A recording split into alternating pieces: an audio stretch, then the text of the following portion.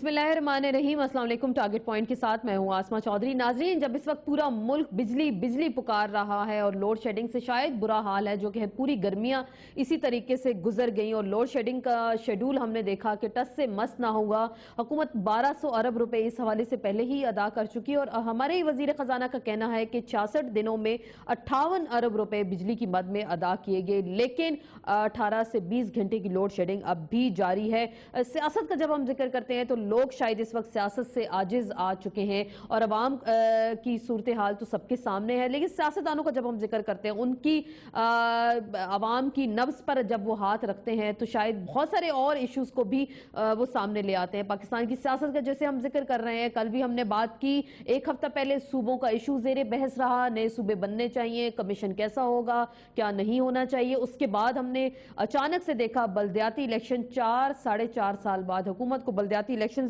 याद आ गए और बारी बारी इस सिलसिले में सब अपनी शर्तें मनवाने में लगे हुए हैं। कल की ही बात है, एक जमात दूसरी जमात को दहशतगर्द तंजीम कहकर पुकारती थी, आज उनको हमदर्दी जाग उठी और वो ये कहते हैं कि उनकी सोचें शायद कौमी हवाले से एक जैसी हैं। किसी जमात की अगर बात को नहीं माना जाता तो वो ये कहते हैं कि पाकिस्तान टूट सकता है और जब मुतालबात मान लिए जाते हैं एक ऑर्डिनेंस के जरिए तो उसके बाद हालात फिर ठीक हो जाते हैं। और किसी जमात की बात को अगर नहीं माना जाता तो वो भी कहते हैं कि पाकिस्तान के खिलाफ साजिशें हो रही हैं। ये हम ओवरऑल सियासी जमातों की कारकर्दगी के हवाले से इस वक्त बात कर रहे हैं।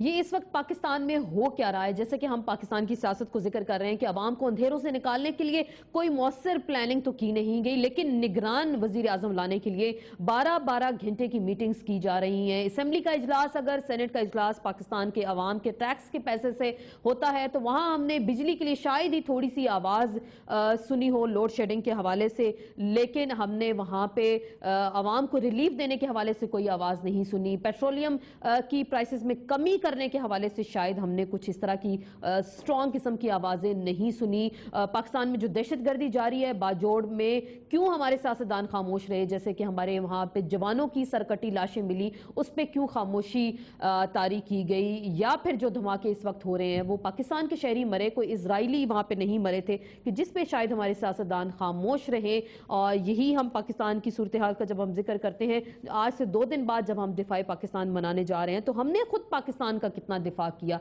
और पाकिस्तान के मजलूम अवाम के लिए कितनी आवाज उठाई, और पाकिस्तान का दिफा खोखला करने में भी क्या शायद हम सब शामिल हैं, क्योंकि पाकिस्तान का मतलब तो इस वक्त ओवरऑल यही लगता है कि यहाँ जितना आप लूटें, आएँ, मिलकर खाएं और उसके बाद घर चले जाएं, और जी भर के लूटों की जो सियासत है वो जारी रहती है। इसी पे हम बात करेंगे। एक ब्रेक के बाद हमें ज्वाइन करेंगे इंजीनियर खुर्रम दस्तगीर साहब, शर्मिला फारूकी, इब्राहिम मुगल और फौजिया कसूरी साहिबा हमें ज्वाइन करेंगी। जाहिद खान साहब से भी हम बात करेंगे एक मुख्तसर से ब्रेक के बाद।